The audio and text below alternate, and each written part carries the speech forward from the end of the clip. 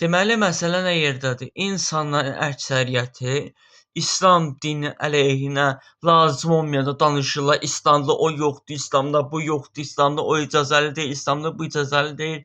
Nə bilim, İslamda belə şey eləmək olmaz, haramdır filan bəsməkan. Amma deyəndə ki, filan kəsə Allah yolunda yardım eləmək lazımdır, kömək eləmək lazımdır. İstər maddi, istər mənəvi bir müsəlman olaraq da mənlik deyil, mən bacarmaram, mənim işim deyil. Özləri bilərlər, öz işləri. Bə nə oldu? Ay İslamla danışanlar, ay İslamla söz açanlar, lazım olmayanda boş-boşda danışanlar, əmələ də gəlin də.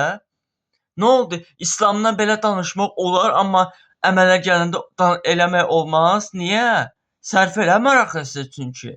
Siz öz dediyinizlə əməllərinizin münafiqisiniz. Həm sözdə deyirsiniz, amma əməldə isə eləmirsiniz.